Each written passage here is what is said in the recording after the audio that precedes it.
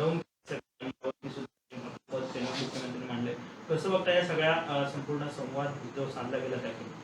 मला वाटतं पूर्णपणे हताश, हतबल आणि संभ्रमित अवस्थेमध्ये मुख्यमंत्री आणि सरकार दिसतंय. कारण सरकारने उपाय काढायचे असतात, उत्तरं द्यायची असतात, परंतु कालच्या संवादामध्ये मुख्यमंत्री महोदयच प्रश्न विचारत होते, लोकांना काय करायला पाहिजे विचारत होते आणि त्याचबरोबर इशारे देत होते. मला वाटतं त्यांनी उत्तरं द्यायची असतात, उपाययोजना करायच्या असतात आणि इशाराच्या ऐवजी त्यांनी कृती करण्याची आवश्यकता आहे. दुर्दैवानं ते दिसलं नाही. आपण बघाल की लॉकडाऊनच्या संदर्भात आमचं एवढंच म्हणणं आहे की आपण त्यांना उपासमारी न मरता कामा नये याची काळजी घ्या. आणि राज्य सरकारनं देशभरात इतर राज्य पॅकेजेस देत असताना एक नव्या कवडीचं पॅकेज आपल्या सरकारने या ठिकाणी दिलं नाही, ही वस्तुस्थिती आम्ही त्यांच्या निदर्शनास आणतोय. परंतु एका बाजूला सांगायचं आरोग्य सुविधा मी वाढवतोय. मग माझा प्रश्न आहे सरकार म्हणून, आरोग्य सुविधा वाढवताय, मग नाशिकला बेड का कमी पडत आहेत, मुंबईत बेड का कमी पडत आहेत, व्हेंटिलेटर्स का कमी पडत आहेत, औषधं का उपलब्ध नाहीत, याचं उत्तर द्या ना. आजही त्या ठिकाणी आपण बघाल की आजही पूर्णपणे आरोग्य व्यवस्थेचा बोजवारा त्या ठिकाणी उडालेला आहे. कालच मी दाखवलं की एका बाजूला डॉक्टर नाही सांगतात, वाशीला कृष्णा चव्हाण नावाचा डॉक्टर अपॉइंटमेंटसाठी फेऱ्या मारतोय, त्याला अपॉइंटमेंट देत नाही. याच्यामुळं करणी आणि कथनीमधला या सरकारच्या फरक त्या ठिकाणी दिसतोय. आज आपण पाहाल की पुण्याला खाजगी बसेस आपण त्या ठिकाणी परवानगी देत आहे आणि PMTच्या बसेसला परवानगी नाही. म्हणजे असा काय कोरोना व्हायरस आहे का की खाजगी बसेसमध्ये तो चिटकत नाही आणि पब्लिक व्हेकलमध्ये येतो.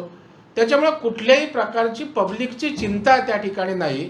मग खाजगी वाहतूकदारांबरोबर काही साटलोटं झालंय अशा प्रकारचा आम्ही आरोप करायचा का? आज जितेंद्र आव्हाड साहेब म्हणत आहेत की मुख्यमंत्र्यांचं कौतुक करतायत की घरात मुलाला, पत्नीला, फॅमिलीला कोरोना झालेला असताना मुख्यमंत्री काळजी घेत आहेत. माझं तर म्हणणं आहे, माझं कुटुंब माझी जबाबदारी. आपण आपलं कुटुंब संरक्षित ठेवू शकत नाही, आपलं घर संरक्षित त्या ठिकाणी कोरोनापासून होत नाही. त्याच्यामुळं महाराष्ट्राच्या या सर्व प्रादुर्भावाचं आम्हाला निश्चितच चिंता आहे.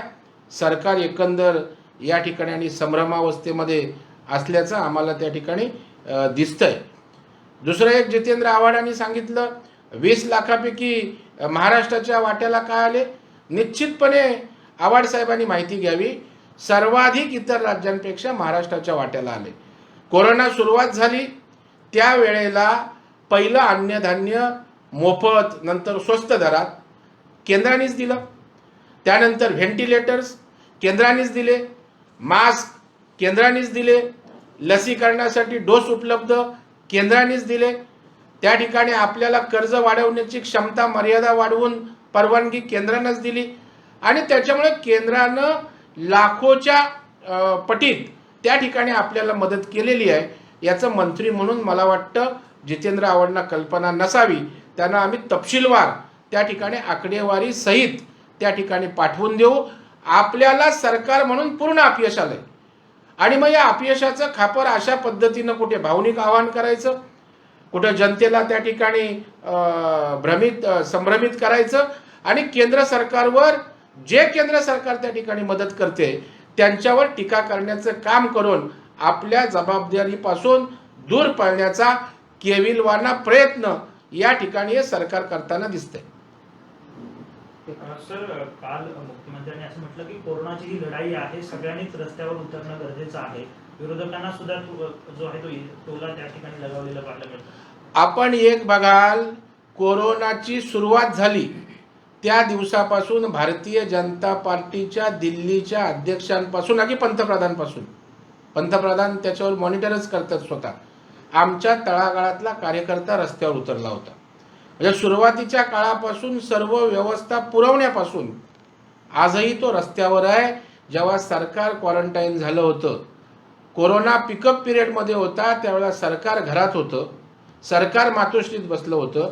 त्यावेळेला विरोधी पक्षनेते असतील, आमचे कार्यकर्ते असतील, हे रस्त्यावर काल होते, आज आहेत आणि शेवटपर्यंत या लढाईत आम्ही रस्त्यावर त्या ठिकाणी उतरू.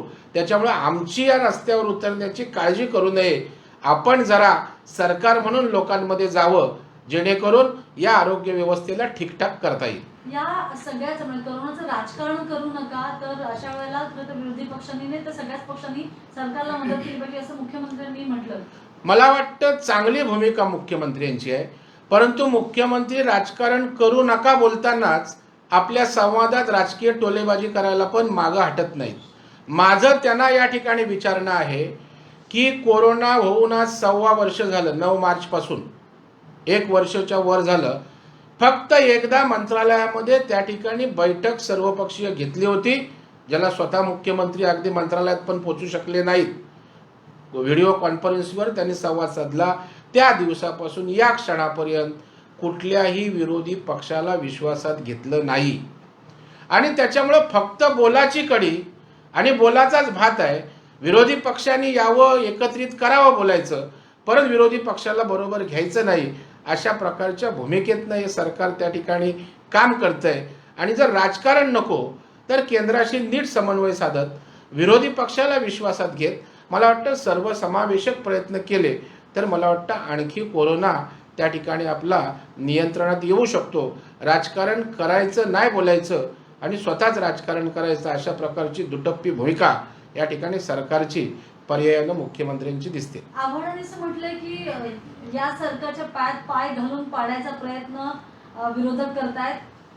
कोरोनाच्या मुद्द्यावर म्हणजे जिथे खरं तर तुम्ही सगळ्यांनी एकत्र म्हणजे मदत केली पाहिजे, अशा वेळेला फक्त तुम्ही वाट बघताय की कधी पायात पाय घालून हे सरकार पडतंय. आम्हाला वाट बघायची अजिबात आवश्यकता नाही. तुमच्या पायात पाय घालून तुम्ही पडताय, रोज पडताय, हे महाराष्ट्रातील जनता बघते.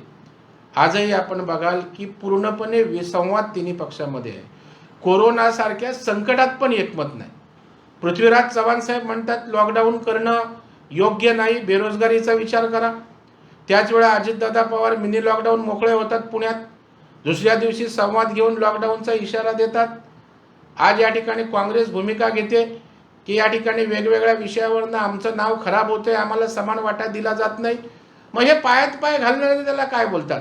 आमची आवश्यकता नाही, तुम्हीच एवढे सक्षम आहात की आपल्या आपापसात पायात पाय घालून एकमेकांचं कसं त्या ठिकाणी खच्चीकरण होईल, कसे पडाल याची नीट आपण काळजी घेतात. त्याच्यामुळे आम्हाला तसदी घ्यायची पण आवश्यकता नाही. आज काँग्रेसची एक बैठक पार पडलेली. बैठकीमध्ये प्रचंड प्रमाणात नाराजी जी आहे ते व्यक्त करण्यात आलेली आहे. निधी वाटप असेल, त्याचप्रमाणे महामंडळ वाटप असेल, राज्यमंत्र्यांचे अधिकार असतील, त्यावरती नाराजी व्यक्त करण्यात आली. आणि आज शिष्टमंडळ जे आहे ते मुख्यमंत्र्यांना भेटायला वर्षावरती गेलेलं आहे. कसं बघताय? मला वाटतं आव्हाड साहेबांनी हे ऐकलं नाही किंवा त्यांना समजून त्या ठिकाणी उमजलं नाही असं दाखवतात. पायात पाय हेच तर पायात पाय आहे. एकत्र राहायचं आणि त्या ठिकाणी पुन्हा आपण एकमेकांविषयी तक्रारी करायच्या. आता महाविकास आघाडीमध्ये सरकार एकमेकांवर टीका करते, निधी मिळत नाही, इतर विषय आहेत. याचा अर्थ काय?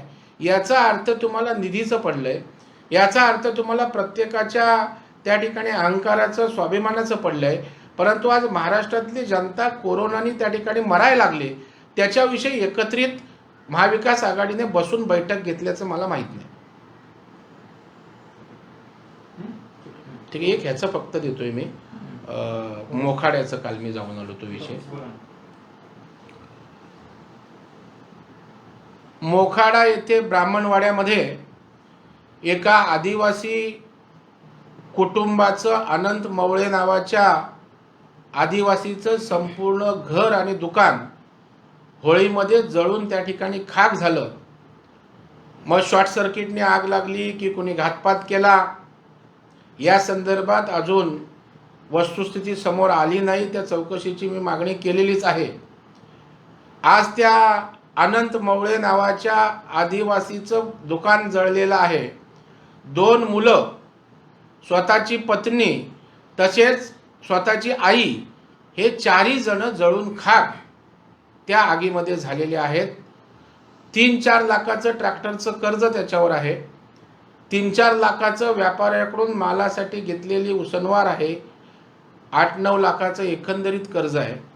आणि अशा परिस्थितीमध्ये हा आदिवासी आता जगणार कसा? अजून 2 मुलं आहेत.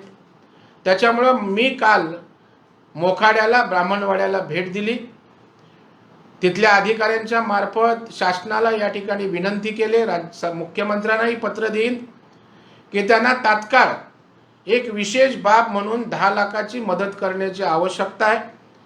काही सामाजिक संस्था मदत करतायत. भारतीय जनता पार्टी म्हणून आम्ही 5 लाखाची मदत त्यांना घोषित केली. ती मदत आमच्या आमदार मनीषा चौधरी घेऊन जाणार आहेत आणि या माध्यमातून एका आदिवासीचा जो तिथल्या समाजामध्ये लोकांसाठी लोकप्रिय होता त्याला उभारी देण्याचं, आधार देण्याचं काम सरकारने करायला पाहिजे आणि म्हणून 10 लाखाची एक विशेष बाब म्हणून मदतीची आवश्यकता आहे. मी मगाशीच आदिवासी विकास मंत्री के.सी. पाडवी साहेबांशी या ठिकाणी बोललो. त्यांना सांगितलं की काँग्रेसचा नेहमी आदिवासींच्या संदर्भात त्या ठिकाणी सहानुभूतीचा विचार राहिला आहे. आपल्या अध्यक्ष सोनिया गांधींनी सुद्धा आदिवासींसाठी विशेष निधी द्या म्हणून मागणी केली आणि मग जर आज आदिवासीवर हे संकट आलं असेल तर एक 10 लाखाचा त्या ठिकाणी विशेष निधी कुठल्या निकषात बसतोय नाही बसतो मला माहीत नाही, परंतु माणुसकी, मानवता आणि त्याला जगवणं हे अत्यंत आवश्यक असल्या कारणानं 10 लाखाचा विशेष निधी आपण त्या ठिकाणी उपलब्ध करावा अशा प्रकारची मागणी त्या ठिकाणी केलेली आहे आणि ते आदिवासी कुटुंब पुन्हा एकदा त्या ठिकाणी आपलं जीवनमान त्या ठिकाणी कसं जगेल याची काळजी घ्यावी अशी माझी मागणी आहे. सर, शेवटचा प्रश्न, मुख्यमंत्र्यांनी 2 दिवस का घेतले असावे? नाही, मला वाटतं मुख्यमंत्री अंदाज घेत आहेत. कारण आपण बघाल की लॉकडाऊनला सर्व स्तरातनं विरोध होतोय. नोकरदार वर्ग विरोध होतोय कारण कामावर गेलो नाही तर उदरनिर्वाह कसा होणार. व्यापार उद्योग व्यावसायिक विरोध करतायत, धंद्याचं काय होणार. अगदी व्यापाऱ्यांनी कल्याण डोंबिवलीला त्या ठिकाणी मोर्चा काढून आपल्या भावना व्यक्त केल्या. इतकंच नव्हे तर महाविकास आघाडी सरकारमधले घटक पक्ष लॉकडाऊनला विरोध करत आहेत. पृथ्वीराज चव्हाणांनी तर थेट भूमिका त्या ठिकाणी घेतली आणि मग अशा वेळेला लॉकडाऊनमुळं जर जनजीवन विस्कळीत होणार असेल तर मुख्यमंत्री त्या ठिकाणी चाचपत पावलं टाकण्याचा प्रयत्न करतायत. परंतु निश्चितपणे त्यांच्या कालच्या भूमिकेवरनं लॉकडाऊन लावण्याची मानसिकता त्यांची असल्याचं स्पष्टपणे दिसतं. पण लॉकडाऊन हा अजिबात उपाय नाही.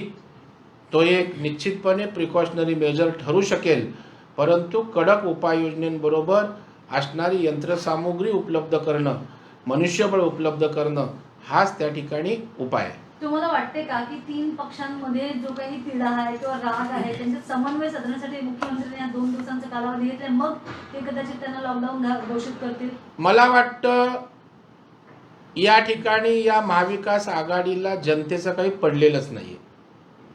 कारण यांचा निधी कमी दिला आहे म्हणून त्या ठिकाणी मुख्यमंत्र्यांना वर्षावर भेटायला चालले. यांचे मानापमान नाट्य सोडवण्यासाठी वर्षावर चालले.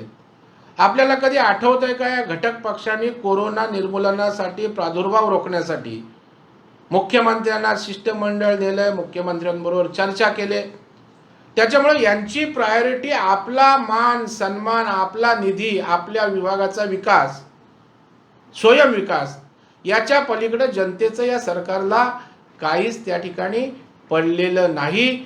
त्यांना स्वतःसाठी बैठका घेत आहेत, स्वतःच्या मानापमान नाट्यासाठी त्या ठिकाणी चर्चा घडवत आहेत, परंतु कोरोनाचा प्रादुर्भाव रोखण्यासाठी अशा प्रकारच्या बैठका त्या ठिकाणी दुर्दैवानं होताना दिसत नाहीत.